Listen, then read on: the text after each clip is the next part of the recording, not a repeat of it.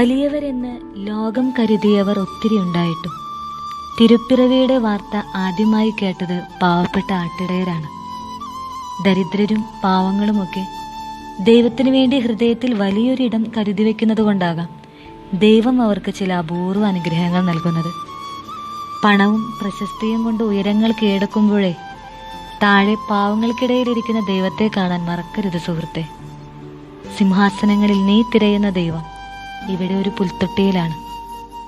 ചില ഈഗോ പ്രശ്നങ്ങളൊക്കെ ഒന്ന് മാറ്റിവെച്ച് നോക്കിയേ, ഒരത്ഭുതം കാണാം.